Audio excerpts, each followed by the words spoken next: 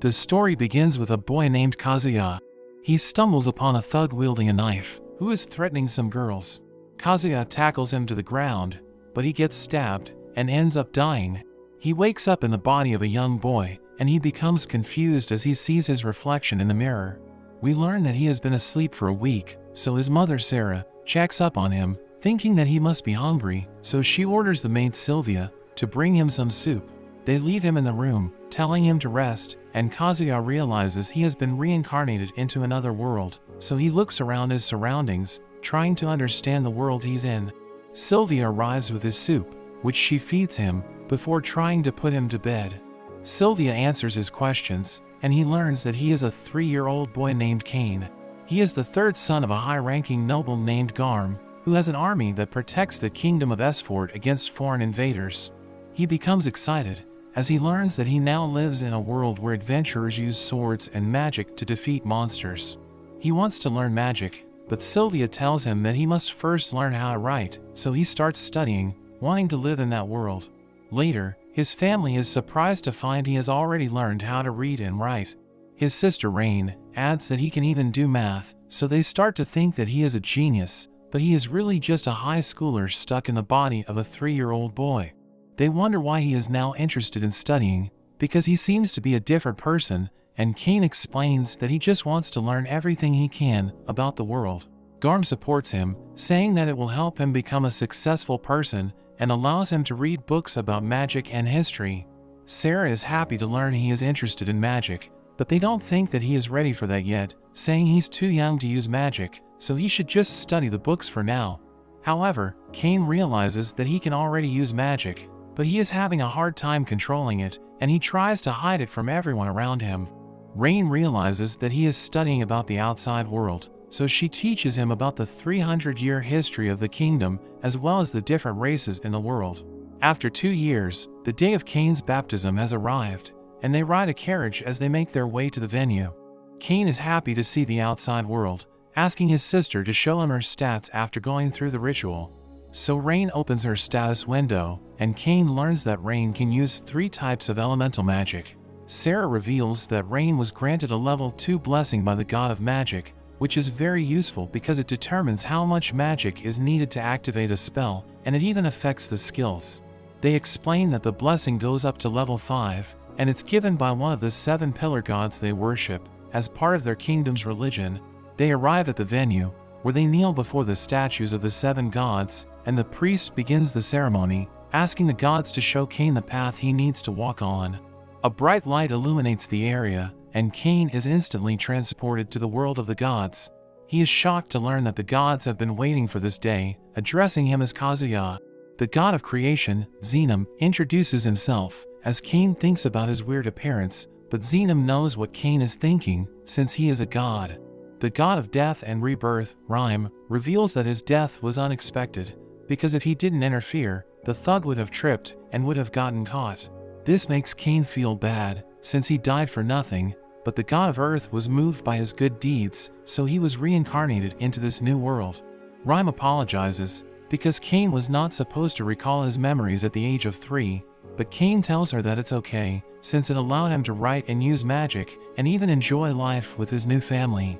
The god of magic takes a liking to him, so she gives him her blessing.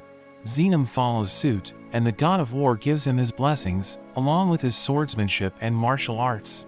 The god of technology also grants his blessing, telling him to use his knowledge from his previous life to make progress in the world. The god of commerce gives him the judgment and item box skills, while the god of earth gives him some unique skills that he can use when he returns. Xenum laughs as he sends Cain back with the blessing of all the gods, and the priest states that this is the first time he has seen the statues shine with such brilliance. Garm wants to see Cain's status window, thinking he must have received multiple blessings, but Cain doesn't want to show it to them, because he thinks it might be a problem. So he runs away, claiming that his stomach hurts. He hides as he checks his status window, and he is shocked to see that all of his magic, blessings, and skills are at level 10. Cain thought that the highest level was 5, so he wonders what the gods were thinking when they gave him their blessing. He wants to hide it from everyone, but he realizes that Xenum granted him the ability to conceal his status. After that, we see him at the dining table with his family, where they discuss the light from the baptism ceremony.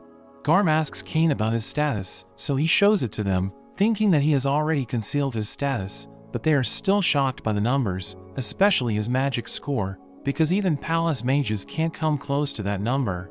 Garm states that with his skills, he will be successful no matter what job he chooses, warning Cain never to show his status window to anyone, because he could be seen as a threat to the kingdom. Cain returns to his room, wondering what is considered as average stats. He sees a book about summoning magic, so he goes outside to summon a fluffy animal, but he ends up summoning a demon instead. It starts attacking his sister, who happens to be passing by, and he tries to attack the demon with a fire spell, but the demon grabs onto him, while he uses a return spell to send it back. He drops to the floor and passes out, but he eventually regains consciousness, and is happy to see that his sister is smiling because of his deeds. Later, he is presented to a crowd during his debut, where he reveals that his goal is to become an adventurer and protect everyone. Garm tells him that he needs to study more to achieve his goal, arranging for a tutor to help him out. We see him reading in his room, as he wonders what his tutor is going to be like. His tutors arrive. One of the tutors, Millie, nervously introduces herself, while the other one, Nina, makes a very short introduction, and Millie tells her not to be rude to the nobles. But Cain tells them they don't need to be formal when speaking to him, since they are his tutors, making them feel relieved. Garm wants them to teach Cain for 3 years, and they immediately begin his training. They head to the training grounds where Millie tells him to try doing some swings, but she is shocked by how skilled he is. Nina comments that he might be better than Millie, making her upset, so she challenges Cain to a mock fight. Cain charges at her, and she struggles to block his attacks. Nina asks Cain if he received the blessing of the god of war, and he admits to it as he continues his fight. Millie backs off, saying she won't be able to last if they keep up at that pace, so he should start learning magic from Nina. Nina reveals that she has a level 3 blessing from the god of magic, wanting to start with teaching the basics, but Cain tells her that he already knows the basics, demonstrating some beginner-level magic to prove his point. However, Nina tells him that he just used enchanted magic, when it takes intense training just to shorten incantations, so she concludes that he is a genius. Millie points out that he even used all the elements, which Nina thinks is impossible, because there is no one in that world who can use all the elements that effectively. Cain admits that he also has the blessing from the god of magic, making his tutors impressed. His tutors are shocked when he offers them a towel from his item box. They realize that Cain is just too amazing, and they can no longer teach him within the mansion, because he could end up destroying the mansion with his powers. They go to Garm, explaining the situation as they ask for his permission to train Cain outside the mansion. The next day, they leave the mansion, and Nina instructs him to use an intermediate level magic on a boulder, so he uses a fire spell, which makes the rock explode, blowing his tutors away, and leaving behind a huge crater. Nina tells him that the spell was way beyond intermediate, while Millie wonders why he still doesn't feel tired, making them realize that he has an insane amount of magic. A killer rabbit suddenly appears, charging toward Cain, but he dodges its attack, and counters with wind magic. He stores its remains in his item box, so that he can show his family when he gets back home. Millie wishes she had a magic bag, which functions like an item box, but it is too expensive for her to afford. Nina uses a search spell to look for more monsters to hunt, revealing the location of nearby creatures. Cain wants to learn the spell, so Nina gives him a brief explanation about it, and he tries it out, allowing him to detect nearby creatures, as well as the type of creatures that were discovered. They take out the creatures, but one monster retreats to the forest as Cain runs after it. Millie stops him, saying that the forest is full of strong monsters that attack the city every few decades, which explains why it is so heavily fortified. That evening, Cain realizes that he is already at level 8, because he has a skill that gives him 100 times experience, and he blames the gods for making him too overpowered. They go to the guild hall to look for a quest, but they come across a brawny guy, who looks down on them for being D-rank adventurers, asking them if their quest is babysitting, since they are spending time with a kid. He orders Millie to pour him a drink, but Millie refuses, and Nina tells him that they are on duty. This makes him upset, so he grabs onto Nina while his companions restrain Millie. Cain slaps the man's hand, making him fall to the ground as he squirms in pain. The man tries to retaliate, But he is no match for Cain, so he draws out his sword, relentlessly attacking Cain, who easily dodges his attacks. Cain catches his sword using 2 fingers and throws him outside. His companions threaten to kill Millie, but Cain charges at them, tossing them outside as well. His tutors thank him, and Millie is surprised he is also good at martial arts, but he claims that he just studied it from some books. They head back to the forest where they continue their training, and after 3 years, the contract of his tutors are about to come to an end. He wants to thank them for being good to him, and remembers that Millie wanted a magic bag, so he goes to the forest to look for the materials needed for the bag. He easily defeats the powerful monsters in the forest, but a guard sees the pillars of fire that he used, and thought that the monsters were preparing to attack the city again. The guard sounds the alarm, so Garm heads to the forest with his soldiers, but instead of seeing monsters, they encounter a huge crater. Cain completes the last part of his training, and he gives them the magic bags that he made. He tells them about the monsters he defeated, and we learn that it would normally take a party of A-rank adventurers, but he did it on his own. Cain tells them that the magic bags could hold a whole mansion, and only they can hold onto it, but they tell him that it would be considered beyond a national treasure level item. But they bid each other farewell, saying they all had fun during the experience. 2 years later, Cain is now 10 years old, and they head to the royal capital for Cain's debut, which is a mandatory event for all noble sons. His father tells him that their journey will take 1 week if no monsters get in the way. Cain uses his search ability to detect any nearby threats, and tells his father that people are being attacked by monsters 3 kilometers ahead. Garm orders his men to pick up the pace, but Cain knows they won't make it in time to save the people. So he jumps out of the carriage and uses a boost spell to run ahead. Meanwhile, the monsters are about to wipe out the people, and a soldier desperately tries to protect the royal carriage. A monster approaches the carriage, but Cain suddenly appears, killing the monsters with ease, and defeating the general with his fire sword. He checks up on everyone, introducing himself as the son of Garm, and using a healing spell to help the soldiers recover, but some of the soldiers didn't make it, so he stores their bodies in his item box. At that moment, Garm arrives, wanting to help, but he realizes that the fight is over. The door of the royal carriage opens, revealing 2 girls, Princess Telestia and Miss Silk, the Duke's daughter. They introduce themselves to the ladies, and the princess collapses from the stress. Cain casts a spell to help them relax, making their hearts lighter. The girls thank Cain for saving them, revealing that they saw him fight from their carriage window. They start fighting over him, and Silk asks him what brought him there, so he explains that they are going to the royal capital for his debut. The girls reveal that they will also be having their debuts, wanting Cain to travel with them. As they travel, he sits between the 2 girls in the royal carriage. He doesn't feel comfortable in his position, so he wants to move to another seat, but the girls won't let him go. They arrive at a town, where the girls want Cain to spend the night with them, because they feel safer around him. Garm asks for them to reconsider, since it would be inappropriate for boys and girls to share a room, but the girls tell him that they are still traumatized from the last attack, so they want Cain to protect them. Cain is pressured into sharing the room with them, but agrees under the condition that the room is huge. They go to their rooms, but Cain realizes that the beds are too close together. The girls want Cain to sleep in the middle, as they move the beds closer to each other. The girls get closer to him, claiming that they are scared, and Cain becomes too nervous to go to sleep. This goes on for a few nights, making Cain sleep deprived as they arrive at the royal capital. When they exit their carriage, they are greeted by the vice captain named Gazard, who thanks Cain for saving the girls and his men.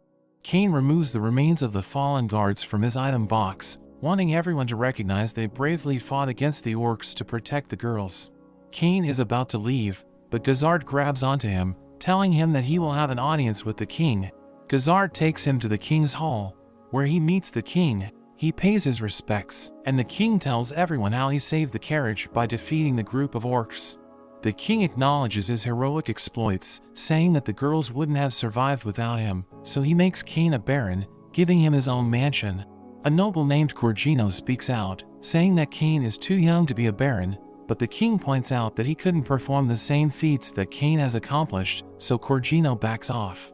Cain reluctantly accepts the title of baron, and the king concludes the audience, telling him to go backstage. We see Cain in a room with his father, who comments that Cain is the first among his sons to be promoted. The king joins them, bowing to Cain as he thanks him for saving his daughter. Cain is not comfortable seeing them in such a position, asking them to raise their heads, but the king felt the need to thank Cain as a father. The king tells him that since he excels in both magic and the sword, and even has the blessing of the gods, the kingdom can't leave such a talented child to his own devices. That's why he is given the title of Baron, even asking him to marry Princess Telestia, while the Duke also wants him to marry his daughter. Cain is shocked, but the girls are happy, as the king explains that he will now be engaged to the two girls, because he has slept with both of them. But we learn that this was all part of their plan to keep Cain in the kingdom. They continue to pressure Cain, and he eventually agrees to marry their daughters. We see Cain in the capital church, where he prays to the gods, allowing him to enter their world once again. He asks the gods about his stats, and Xenom admits that his stats are insane, so he is probably the most powerful human in the world, asking him if he wants to become a demigod. However, he tells Cain that there are limits to what he can do alone, warning him not to test those limits. Xenom tells him that there isn't much entertainment in his current world, so he suggests using his knowledge from his previous life to create something. Cain thinks about bringing in an item that doesn't exist in that world, and Xenom agrees with his idea. Cain returns to the world, and he sees a cat girl named Parma, who tells him that she's under training at her uncle Tamani's shop. Cain visits the shop, commenting on the wide variety of goods that they have. He tells Tamani's about the item that he has in mind, drawing it out and explaining the details to him. Tamani's likes the concept, and he thinks that he could produce it at a very affordable price. Cain wants to see a prototype, giving him a gold coin to cover the expenses, and telling Tamani's that he can consider it as an upfront investment. Tamani's accepts the task, and he assures Cain that he will give it his best. After some time, Tamani's shows him the prototype. Cain thinks it looks great, playing a game with Parma to demonstrate how the game is played, and Tamani's gets excited, thinking that the game is sure to catch on. Cain suggests that they should use a different version for nobles, because he is certain that the nobles would want a fancier version. Cain wants him to mass-produce the product, giving him the funds needed to do so. Tamani's is shocked, bowing to Cain as he promises to do his very best. They take their sample to the altar, swearing to the god of commerce that they will uphold their end of the contract, causing the prototype to vanish as it is accepted. As a result, no one will be able to produce the same product for 3 years. Cain wants them to start selling the product in the next month, asking Tamani's to prepare an extravagant one for the royal family. After that, he makes his way home, and he is informed that the debut is about to begin, so he rushes to get ready and leaves with his parents. Garm knows that Cain will get a lot of attention because he recently became a baron, so he warns his son to watch out for parents who want to introduce their daughters to him. They arrive at the venue, where the royal family makes their appearance. The king gives a speech about the next generation, and Cain goes to the king with his family, and he presents the game that he developed with Tamani's. The king is interested, wanting to talk to him after the ceremony. Garm wasn't aware of the game's development, and Cain explains that he needs to find other sources of income to help him maintain the mansion. His parents leave, as they tell him to interact with the other children. Cain sits with Silk, who displays her interest in him as she starts teasing him, but Corgino's son Habit interrupts them, giving Silk a compliment and expecting her to reciprocate, but Silk just silently greets him. One of Habit's friends demands that Cain show his respect to Habit, so he gets up to greet Habit, introducing himself as Baron Cain, but they think he is just a son of a baron, so they start looking down on him. Habit thinks that Cain must be from a poor family, since he didn't even mention his last name, and he threatens to have his friends beat him up if he doesn't apologize for his rudeness. But Cain tells Habit that he is the one being rude, so they go outside, where Habit wants to fight him.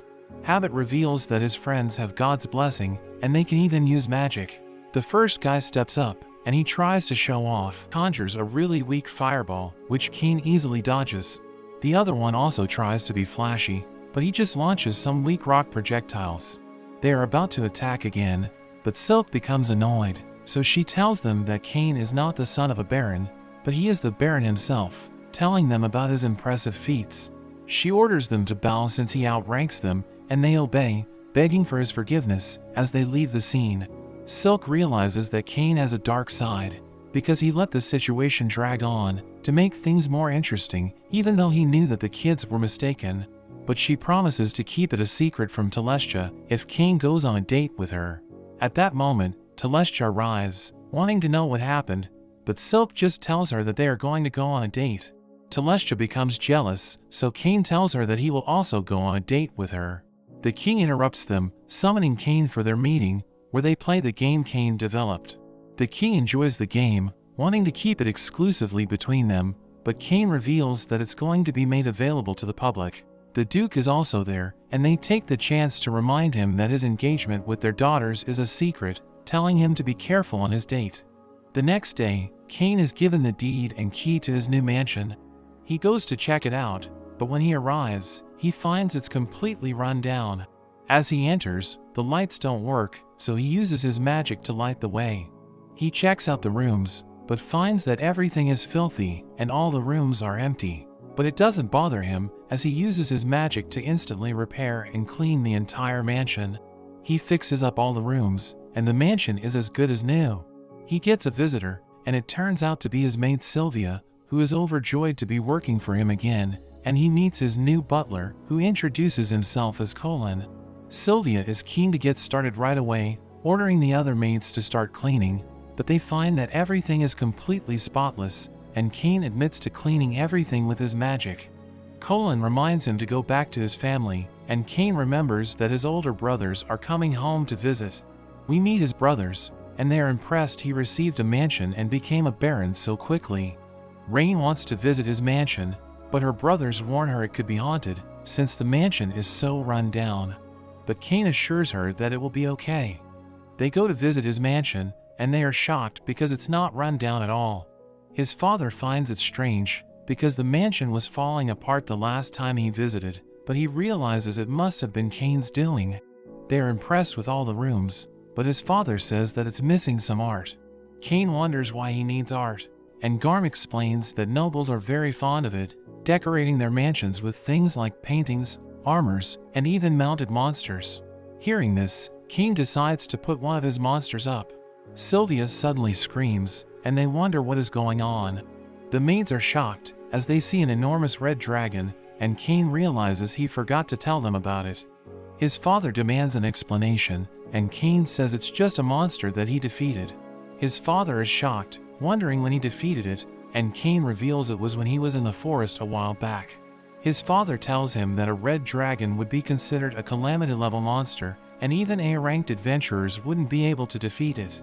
His father says that the mounted red dragon would be worth 1,000 platinum coins, and Cain is shocked thinking that would be worth $100 million.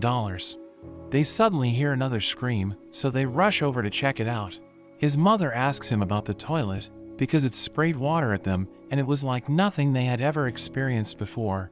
Cain explains that he used his magic to make it shoot water, and Rain asks him to install one in their house. Garm calls them dramatic for freaking out over a toilet, but they tell him to try it out himself. So he gives it a go, and finds it delightful, instantly changing his mind, and requesting one as well. His father tells him that his visitors will also enjoy the experience, and Cain wonders what he means. His father says that when a noble is given a mansion, it's a rule that they must host a debut party, and Cain is shocked to learn he has another debut. Later that night, he wonders what he is going to do, but Colin has prepared a list of people he needs to invite, and the things that he will need. As he checks out the list, he sees Corgino's name, and he wonders why he should invite him. But Colin says that since he is a high-ranking noble, it would be bad not to invite him. Cain wonders why the king isn't on the list, and Colin tells him that only high-ranking nobles are allowed to invite him. He thinks about preparing the food and drinks for the party, but panics because he also needs to get a gift for all his guests. But Sylvia gives him some ideas, and he creates a glass using his magic. Most people are used to just using porcelain, so he decides to give out glasses to all of his guests. He moves on to preparing the food. Using a recipe from his previous life, he comes up with the Hamburg steak, and Sylvia finds it to be absolutely delicious. She tries his drink next, and she is amazed by its fizzy bubbles, wondering what it is, and Cain explains how he used his magic to add bubbles to regular wine. Colin interrupts, telling Cain he is being called by the king.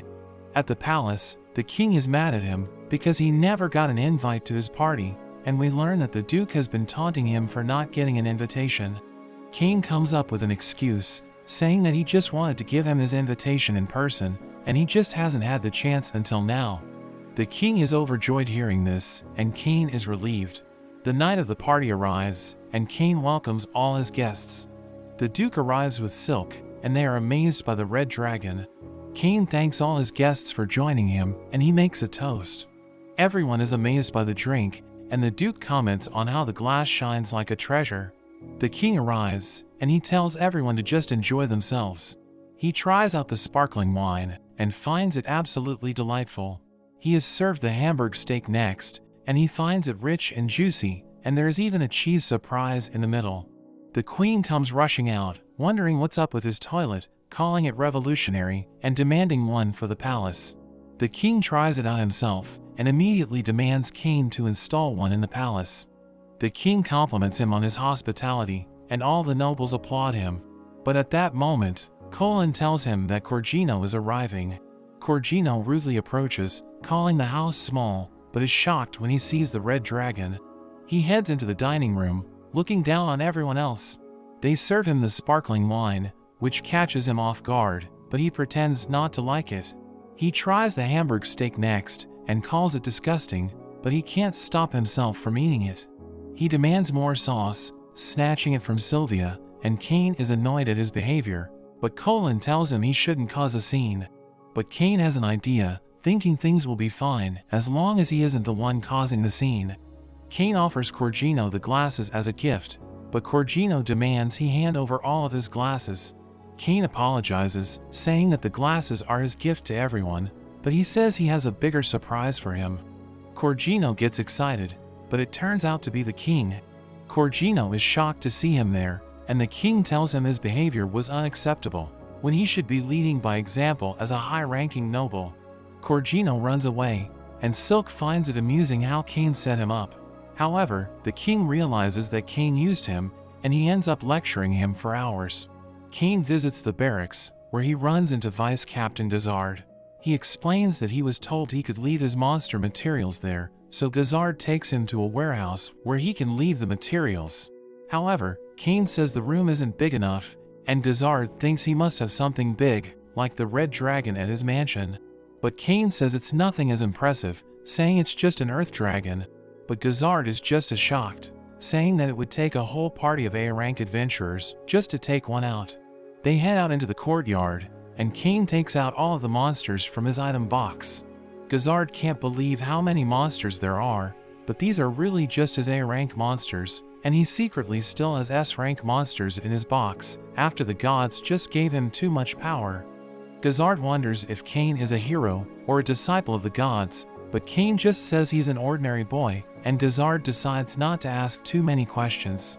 He tells Cain it will take a while to appraise all the monsters, and Cain says he can come back whenever they are ready. As he goes to leave, Gazard stops him, asking him to help train the knights, and says that he wants to show him off to his captain. Gazard introduces Cain to the knights, as the hero who defeated 30 orcs to save the princess. Cain wonders where the captain is, and Gazard says the captain will probably arrive as soon as the mock battles begin. Cain imagines the captain as a scary monster, but Gazard tells him not to worry. He decides to start the mock battle, but one of the knights speaks out, feeling bad because Cain is just a child, so Gazard tells the knight to go first. The knight gives Cain the first move for free, telling him to show him what he can do. Cain uses his boost spell, dashing at him, and instantly disarming the knight.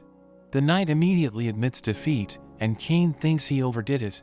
He tries to end things, but Gazard grabs onto him, telling him to take on all the knights at once.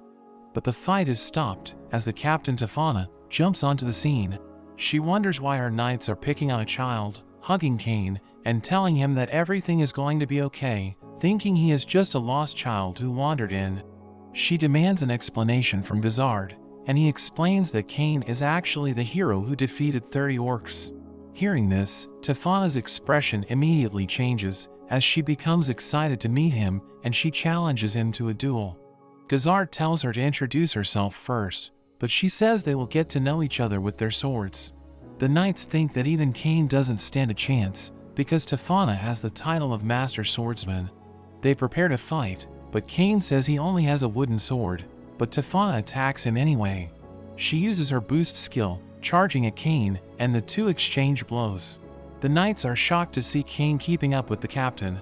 The two seem evenly matched, but Cain boosts his speed even more, getting behind the captain and winning the duel. Tefana becomes emotional with the result, and immediately decides that she will marry him. Everyone is shocked, and Cain says it's too soon since he is only 10 years old, and he doesn't even know anything about her. So Tefana introduces herself. Besides being the captain of the Royal Knights, she is an honorary viscount and daughter of a duke from the northern forest. She tells him not to worry about age, since she is an elf, who will live at least 300 years, so her looks won't change for a long time, but Cain thinks that was not the problem. Cain hides behind Gazard, saying that marriage is a big decision, and they can't just decide things on their own so easily, especially since he is already engaged to Telestia and Silk. He cries for Gazard's help, but he just pretends to be sleeping.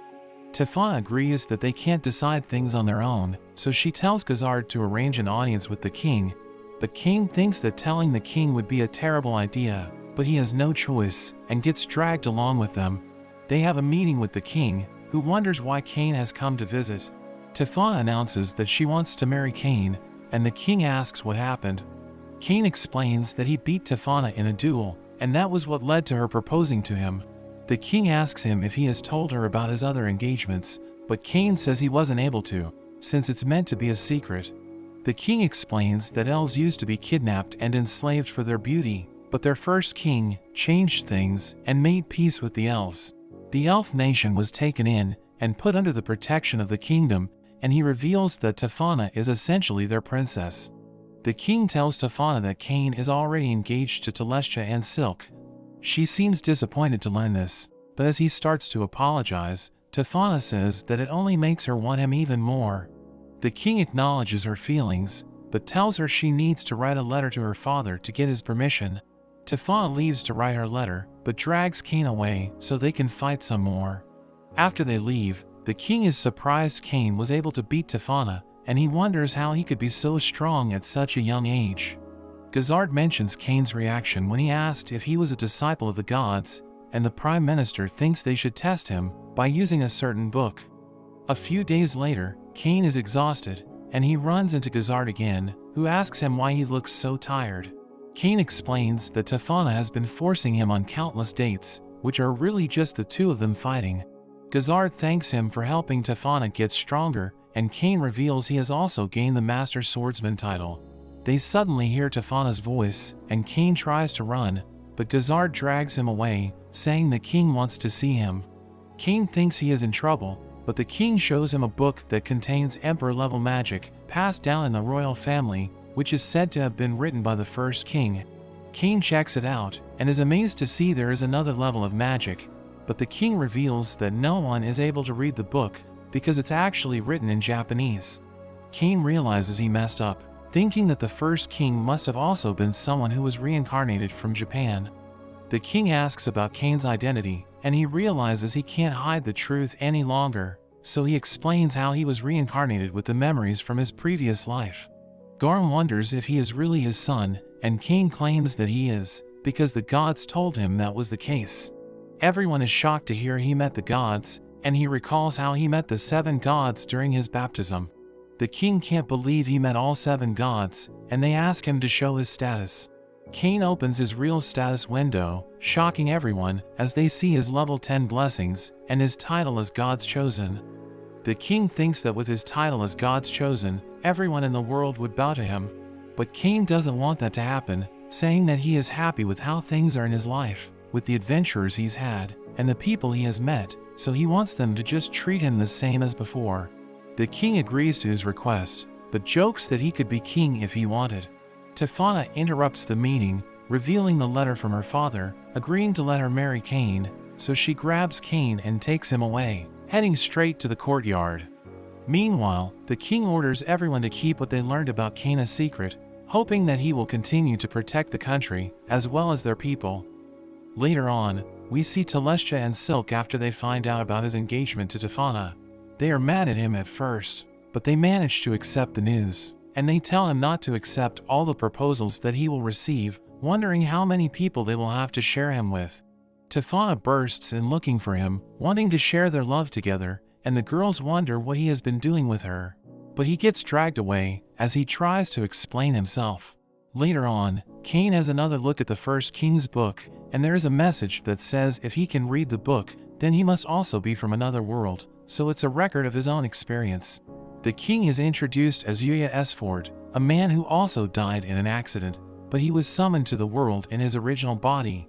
Cain is suddenly interrupted, as Telestia and Silk wonder what he is up to.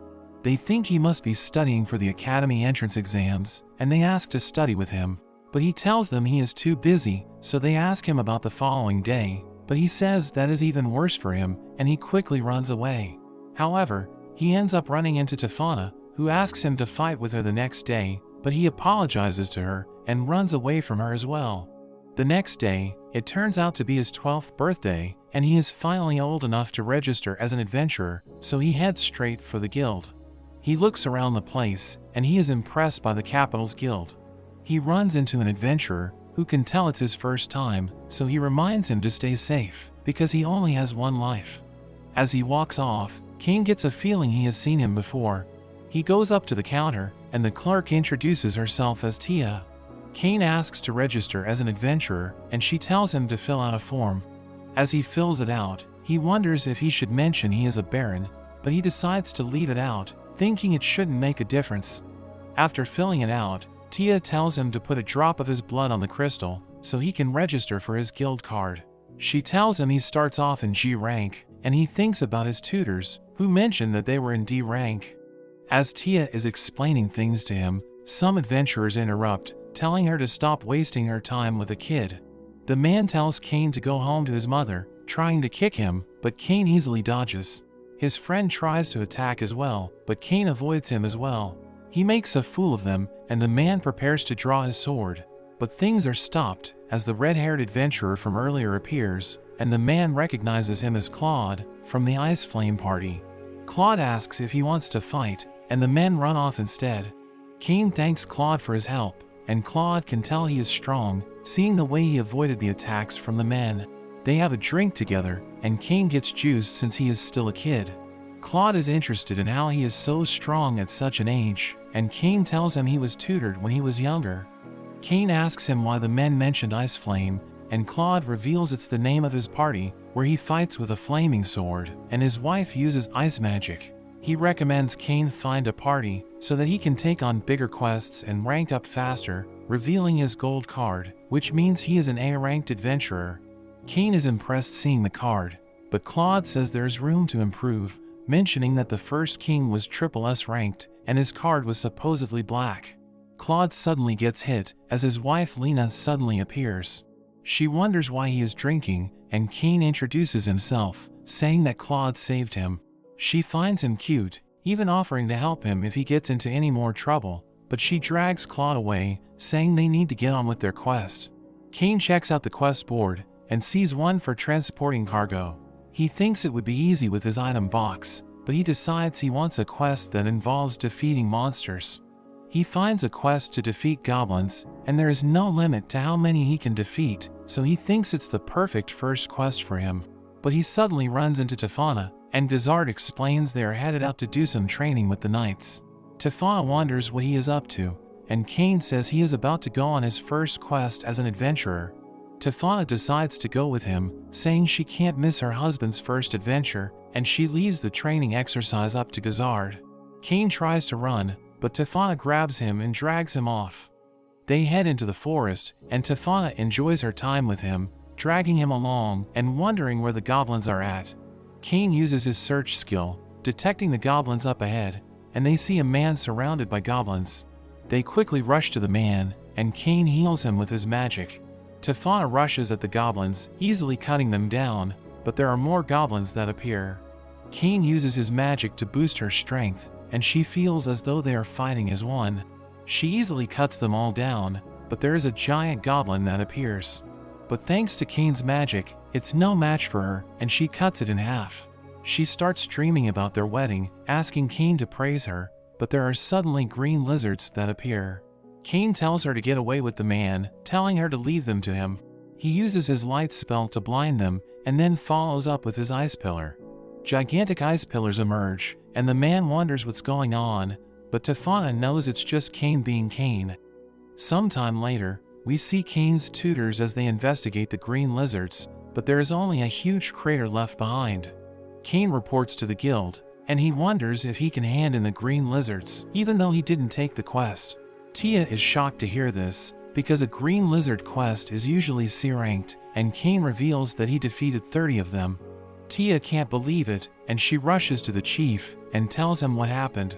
The chief meets with Cain, introducing himself as Cedric, mentioning that the guild master is busy, so he is handling his case. He thinks Cain is trying to cheat the system, because he only just registered as an adventurer, and he thinks it would be impossible for him to kill a green lizard. Cain insists that he beat them, but Cedric thinks he is just a peasant trying to cheat the guild out of the reward money. He decides to punish Cain by revoking his guild card, saying that he doesn't tolerate cheaters, but the guild master suddenly enters. Cedric explains the situation, saying there is no way Cain could have defeated 30 green lizards. But the guild master laughs, telling Cedric there is much for him to learn. Cedric can't believe he is siding with Cain, but the guild master calls in his guest, which turns out to be Tefana. She hugs onto Cain, calling him her husband, while Tia and Cedric are shocked to hear this. Cain wonders what she is doing at the guild, and she explains she was there to discuss the city's countermeasures against goblins and green lizards.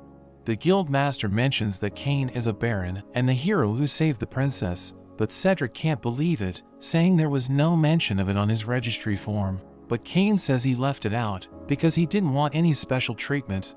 The guild master mentions that if Cain marries Tefana, then he will also be his brother-in-law, which is a shock to Cain, learning that he is Tefana's brother. Cedric begs for forgiveness, and Tefana mentions he should be executed for insulting a noble, but Cain accepts his apology, warning him not to assume things so quickly. Cain asks if they will take his green lizards, and the guild master decides to promote him to C rank. But Tefana says it's not enough, mentioning how he is stronger than her, and even defeated a red dragon when he was 10, so the guild master decides to make him A rank instead, although he mentions that Cain will need to subjugate some bandits. Tia and Cedric can't believe he is being promoted to A rank in a single day, and the guild master tells them to handle the paperwork. After they leave, the guild master apologizes for Cedric's behavior, but Cain tells him not to worry. The guild master admits he was worried when he heard his sister got engaged, but he is relieved after meeting him, and he tells him to take care of his sister. Meanwhile, we see the gods watching him, laughing at all the trouble he's causing.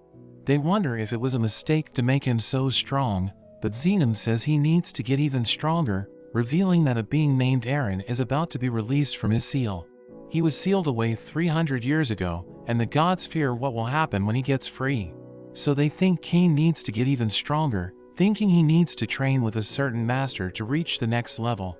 Back at the palace, the girls ask to study with him again, but Tefana suddenly enters, saying she enjoyed their date in the forest, and that they should go to the beach next time. So the girls realize that he turned them down the other day, only to end up on a date with Tefana instead. They tell him he needs to take them on dates as well, and all he can do is apologize to them. We see Cain in bed, as Sylvia bursts in, apologizing because she forgot to wake him up, and we learn that today is the day of his academy entrance exams. Cain rushes out the door, as Sylvia continues to apologize, but he tells her not to worry, because he's not going to be late. As he gets outside, he uses a teleportation spell to get to the academy. He checks in for the exam, and he is given directions to his room. As he heads over, he finds it strange he doesn't recognize anyone on the list. When he gets to the room, he wonders if Telestia and Silk are taking the exam in another room. The examiner comes in and tells them they have 2 hours to complete the test, warning them that any cheaters will be immediately removed. The test begins, and it's just basic math and writing skills, which Cain finds easy, thanks to his knowledge from his previous life. During the test, the examiner sees him relaxing, but he says he is already finished, which surprises her because it's only been 30 minutes. After the test ends, they are told they will be moving on to the magic assessment, which gets Cain excited. They head out into the courtyard, and the examiner tells them they are to use their strongest spell at the target. Cain wonders if it will be okay to use his full power, and the examiner tells him the area is protected by a defensive barrier, so he can use any magic that he wants. We see a boy as he starts to chant and create a fireball, but it's so weak that it surprises Cain. Another student goes, and she is just as weak, making Cain realize that this is the level that most 12-year-olds are at. He was planning to use his Inferno spell, but realizes that would probably be a bad idea. When it's his turn, he creates a fireball which turns blue, and uses a fire bullet spell, but it ends up causing a huge explosion, blasting right through the wall. There is massive damage to the area, and Cain is confused, because he only used a beginner-level spell. The examiner can't believe her eyes, as Cain tries to explain himself. The examiner checks the area, and tells them to move on to their swordsmanship exam. They move to another part of the academy, where the examiner introduces some A-rank adventurers who are there to help assess them. Cain is surprised to see Claude, who wonders what he is up to, and Cain explains he is taking the entrance exam. Claude wants to be his opponent, but Cain tries to decline. However, the examiner says that Claude is the highest ranked adventurer, so he can't refuse. The two prepare to fight, and Claude tells him to show him what he can do. Cain thinks he should be pretty strong since he is A-ranked, so he uses his boost skill and starts to attack. The two start to exchange blows, and the other kids can't believe how fast they are moving. Claude is impressed by Cain, saying he is stronger than the other examiners, but Cain tells him to take it easy, since it's just a test. But Claude gets too excited, using his own boost skill, and they start moving even faster. But their fight gets interrupted as the examiner tells them to stop, saying they are scaring the other kids. Claude thinks they went a little overboard, and decides to call it for the day, but tells Cain they should go on a quest together sometime, but Cain isn't sure that's a good idea. The examiner says he has seen enough, and tells Cain to go home and wait for the results. He heads back home, and Sylvia wonders how he did. He says everything went well, and Sylvia wants to have a party to celebrate. He says it's still too early to celebrate, but his stomach growls, and Sylvia rushes off to prepare him some food. At the palace, we see Cain as he is questioned by the king about the damage that he caused. Cain explains how the examiner told him he could use his full power since there was a barrier, but even though he only used beginner magic, instead of his new Emperor-level magic, it still caused massive damage. The king is surprised he can use Emperor-level magic, but Cain says he's not sure what would happen to his surroundings if he used it, asking if there is anywhere he could practice, but they tell him absolutely not. The king goes on to ask him where he took his exam, because Telestia complained that she didn't see him during the exam. Cain mentions how he checked in at the south entrance, and was directed to his room. Upon hearing this, the king asks him why the academy has a north and south entrance, causing Cain to realize his mistake, because the north entrance leads to where the nobles live, and he ended up taking the exam with all the commoners instead. The Duke mentions how this even caused a problem with the academy headmaster, as we see in a flashback, the headmaster telling him there is a problem with releasing the results, because a commoner got a perfect score on the written exam, as well as destroying the training area, and fighting on equal footing with an A-ranked adventurer, but the Duke just laughs hearing this, knowing it could only be Cain, and tells the headmaster to release the results. At the academy, the results are released, and Cain looks for his name. Silk calls out to him, telling him he is at the top of the class, while Telestia is second, and she is in third place. She teases him about the damage he caused, and tells him how Telestia was mad she didn't see him, making him worried he is in trouble. He suddenly sees his sister Rain, who is guiding some other students. She rushes over to him, overjoyed to see him. She is impressed he is the top of his class, and wishes him luck on his speech, saying that it's tradition for the top scoring student to give a speech at the entrance ceremony. Cain wishes Telestia could do it instead, but Rain tells him he doesn't have a choice. Cain returns home, and Sylvia is overjoyed to learn he passed, saying they need to celebrate, and that she will cook enough food to feed 100 people. She rushes off, and Cain thinks she is going overboard, but he thinks it's a good occasion to be happy. On the day of the entrance ceremony, Cain sees that his parents have come to watch him. He is joined by Telestia and Silk, charming them instantly, as they think he looks cute in his uniform. As the ceremony begins, The other students wonder who he is, jealous that he's sitting between the two girls. The headmaster calls Kane up to give his speech, and he introduces himself, mentioning how he got his exam mixed up, but looks forward to becoming friends with everyone, hoping they can all get along, and all the students cheer for him. The king comes out to congratulate all the students, mentioning certain irregular students, and Kane feels like he is being warned by the king. They get to their first class, and their homeroom teacher introduces herself as Elka. She tells them to think about their future and choose what they plan on studying. Kane wants to go for adventuring, but the girls object. Telestia says that since he is already a baron, he needs to learn more about being a noble. Kane gets upset, but Silk tells him he can choose more than one course. So Kane decides to go with nobility, adventuring, and magic. He asks what they are going to choose, and Telestia says she will pick nobility and internal affairs. Kane wonders why she is picking internal affairs, but she mentions how she wants to help him manage his domain in the future. Silk decides on nobility and commerce, wanting to also be useful to him in the future. As they leave their class, Kane sees some bullies picking on a girl. He notices her ear and realizes it's Parma from the item shop. The bullies turn out to be Habit and his boys, and they bully her for being a beast, saying she doesn't belong in their class since they are all nobles. But Kane steps in, saying nobles and commoners are equals at the school. Habit doesn't care, but soon realizes he is talking to Kane, remembering their past encounter. The boys wonder why he is siding with a commoner when he is a noble himself, but Kane says he is just siding with his friend. Habit threatens to tell his father to ruin Parma's family, but the girls approach, causing the boys to get on their knees and apologize. They are forced to apologize to Parma, and they quickly get away. Parma thanks Kane for his help, but the girls suddenly wonder about his relationship with her, making Kane kneel as they have a chat with Parma. He gets worried they are forming an alliance, but he suddenly hears a voice, telling him to visit the library. Kane decides to check it out, but as he opens the door, it leads to another space, and he is teleported to a room where he meets a man, who asks him if he wants some coffee. Kane demands to know who he is, wondering how there is coffee in this world, but the man says he has been waiting for him, calling him Kazuya, his name from his previous life. The man introduces himself as Yuya, and Kane recognizes him as the first king. He remembers the book he read, but remembers it was written more than 300 years ago, so he wonders if he is a ghost. But Yuya just laughs and tells him he can check his stats. Kane opens up his status window and is shocked when he sees he has the God of Creation title. Yuya explains they are in another world that he created, so he is considered a god and maintains his appearance even after 300 years. He goes on to explain how he spoke with Xenom and how the other gods wanted him to help with his training. Kane thinks he is already too strong, so Yuya tells him to take a cookie from him. Kane gives it a go, but Yuya easily stops him, saying he has a long way to go. Kane wonders why he needs to get stronger, and Yuya reveals he needs to fight Eren, the evil god.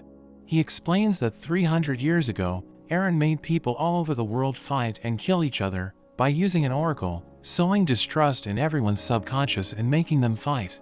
But together with his companions, they managed to seal him away, but the seal has since loosened and he will soon be resurrected.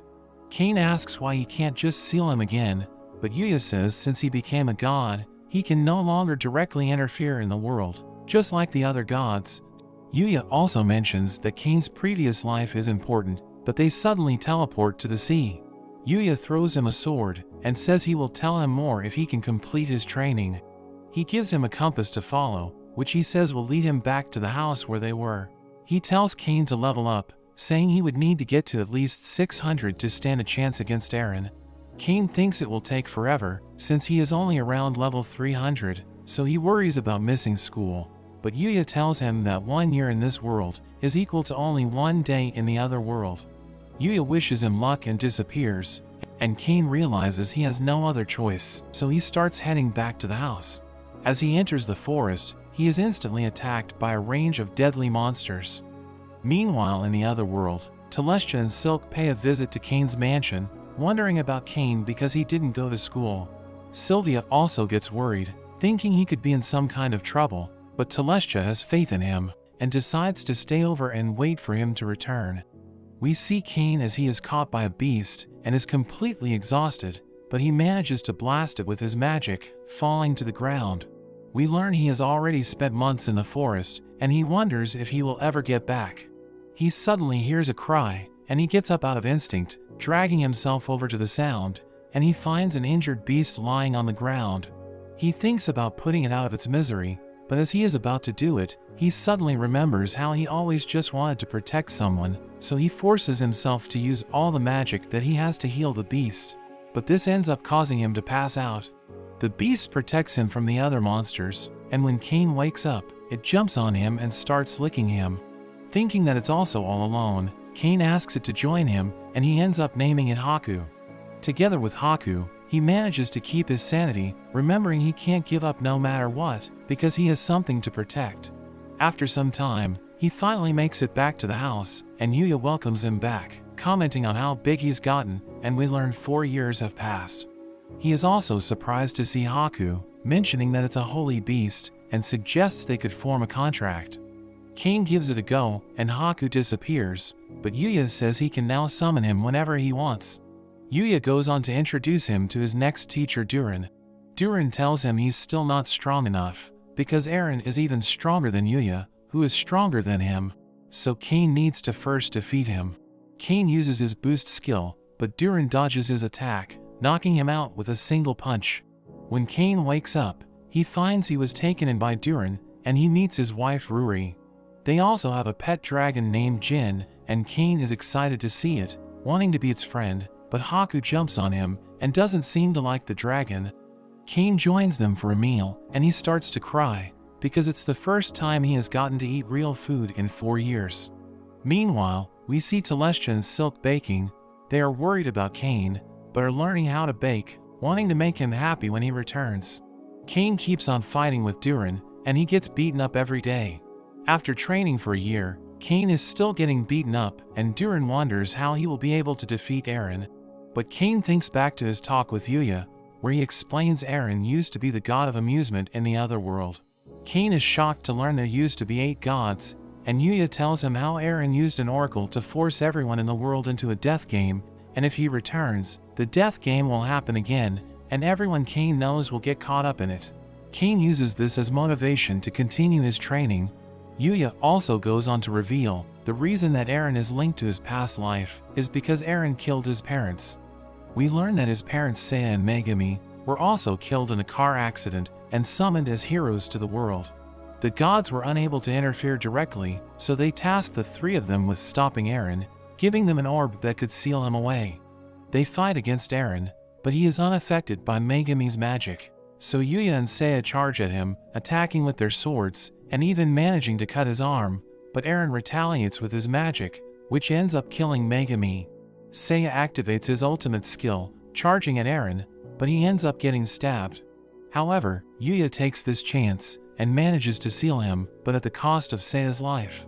As Cain thinks about saving those dear to him, he manages to overpower Durin, and he finally completes his training.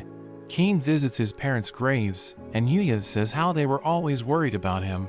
Cain thanks Yuya for looking after his parents, and Yuya shows him the cookie, which he manages to grab this time, and Yuya acknowledges his growth.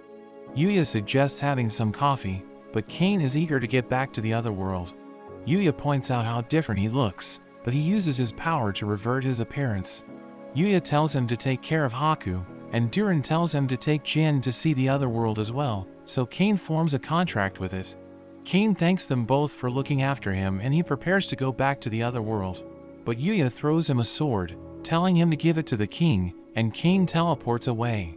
He reappears back at his mansion, and the girls are overjoyed to see him. He apologizes for making them worry, but Telestia says they had faith he would return, so they even learn how to make cookies for when he got back. They welcome him home, and Cain is glad to have them in his life, as he digs into the cookies.